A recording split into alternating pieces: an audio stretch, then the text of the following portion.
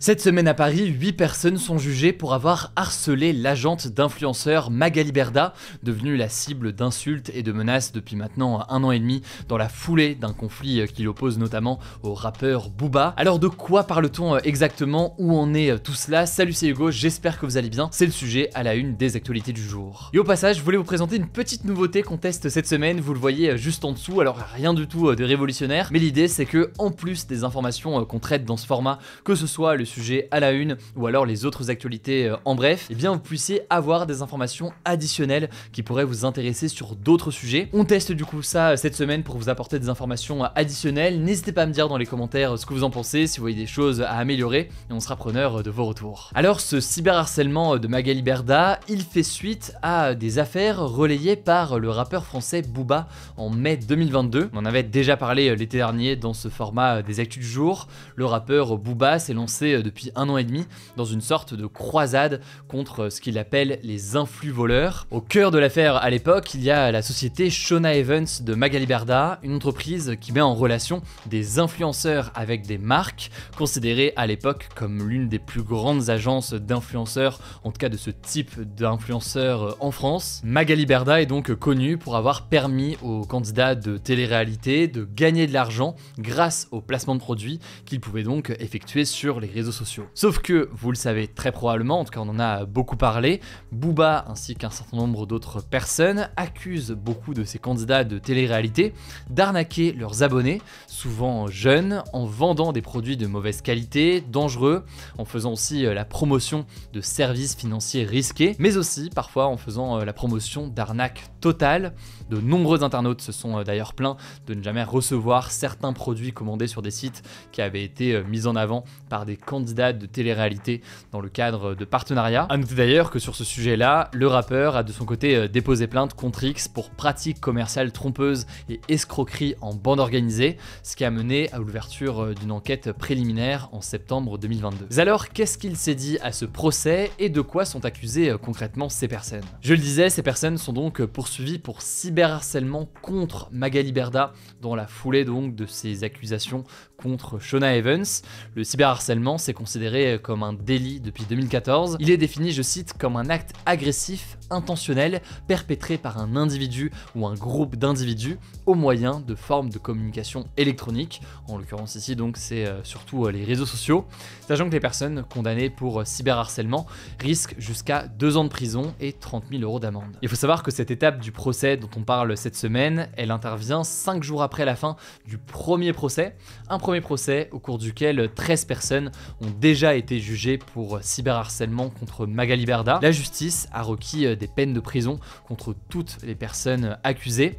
La peine la plus lourde, c'est une peine de 1 an de prison, dont 6 mois avec sursis. Elle a été requise contre un homme de 32 ans qui a envoyé un message antisémite violent à Magali Berda. Au total, 28 personnes vont être jugées dans cette affaire, 26 hommes et 2 femmes. Alors attention, là quand on parle de peines requises, ça ne veut pas dire qu'elles vont être condamnées effectivement à ces peines-là.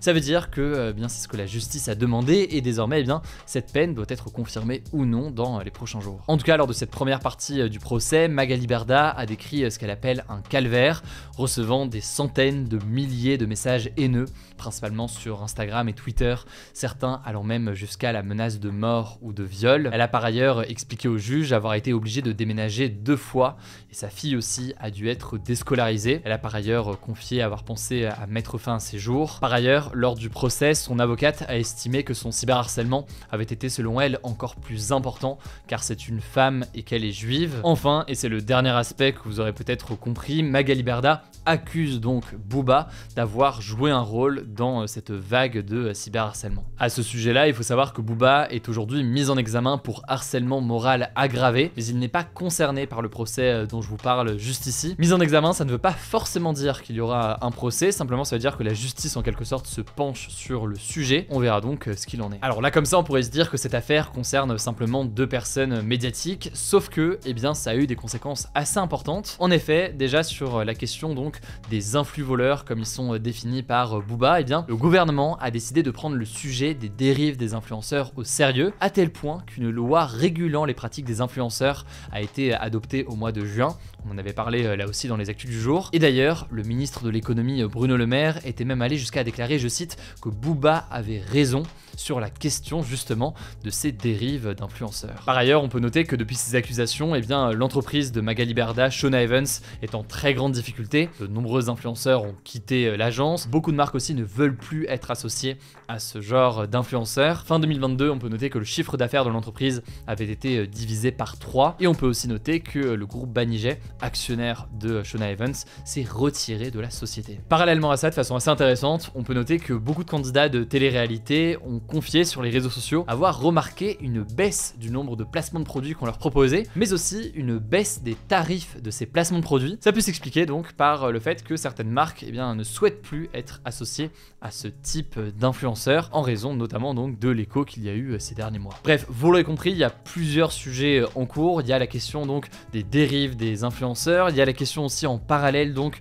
de ce procès en cours pour cyberharcèlement contre Magali Berda. Ce procès doit d'ailleurs se poursuivre au mois de janvier, donc on verra ce qu'il en est avec 7 autres personnes qui doivent être jugées. Je vous mets des liens en description pour en savoir plus, je vous laisse avec Blanche pour les actualités en bref, et je reviens juste après. Merci Hugo et bonjour à tous. On commence avec cette actu. L'Assemblée générale de l'ONU doit voter ce mardi soir, heure française, pour un cessez-le-feu humanitaire immédiat dans la bande de Gaza. Ce texte, qui a été proposé aux 193 États membres de l'Assemblée générale, est non contraignant. Ça veut dire qu'il n'y aura pas de sanctions si un cessez-le-feu humanitaire n'est pas mise en place. Il reprend en grande partie la résolution qui avait été proposée aux 15 États membres du Conseil de sécurité de l'ONU vendredi dernier, qui était, elle, contraignante. Les États-Unis, l'un des 5 membres permanents du Conseil de sécurité, avait mis leur veto, estimant qu'un cessez-le-feu permettrait au Hamas de préparer une prochaine guerre. D'ailleurs, le gouvernement israélien a déjà déclaré qu'il était opposé à un cessez-le-feu, qu'il comptait poursuivre la guerre et qu'il ne respecterait pas la décision non contraignante de l'ONU si elle était votée. À l'heure où je tourne ces actus du jour, l'Assemblée générale de l'ONU n'a pas encore voté pour ou contre cette résolution. D'ailleurs, autre actu toujours concernant Gaza, des activistes palestiniens ont organisé ce lundi une grève générale en Cisjordanie, un territoire palestinien occupé en partie par Israël, pour réclamer un cessez-le-feu à Gaza. De nombreux magasins, des écoles et des bâtiments gouvernementaux étaient fermés. Des manifestations ont eu lieu dans plusieurs villes de Cisjordanie pour appeler les gouvernements du monde entier à faire cesser la guerre. Deuxième actu en France, le ministre de l'Intérieur Gérald Darmanin a présenté sa démission ce lundi, mais Emmanuel Macron l'a refusé. En fait, on en parlait hier, le projet de loi immigration, qui est porté par Gérald Darmanin, devait être examiné à l'Assemblée nationale ce lundi, mais les députés ont refusé d'étudier ce projet de loi et ont donc voté une motion de rejet. Ça n'était pas arrivé depuis 1998. Concrètement, 270 députés ont voté pour cette motion de rejet déposée par les écologistes et 265 ont voté contre. C'est donc un coup dur pour le gouvernement. Face à ça, Emmanuel Macron a réuni ce mardi matin plusieurs ministres pour discuter de l'avenir du texte. Finalement, le gouvernement a choisi de soumettre le texte à une commission mixte paritaire composée de 7 députés et de 7 sénateurs. Ils seront donc chargés de trouver un compromis sur le texte. On vous tiendra au courant. Troisième actu, rapidement, 10 départements français ont été placés en vigilance orange pour crues ou pluies inondations ce mardi dans l'ouest et l'est de la France. Cette situation devrait durer au moins jusqu'à mercredi midi pour la plupart des départements. Les départements concernés par ces 2 vigilances sont la Corrèze, le Lot, la Dordogne, la Charente-Maritime, la Charente, la Gironde, les Deux-Sèvres, la Savoie et la Haute-Savoie. L'Isère est placée uniquement en vigilance orange crue. Quatrième actu, plus de 157 000 espèces animales et végétales sont désormais menacées. C'est ce que révèle la nouvelle liste de l'Union internationale pour la conservation de la nature dévoilée à la COP28 à Dubaï. Parmi les espèces menacées, on retrouve par exemple le saumon atlantique, dont la population mondiale a chuté de 23% en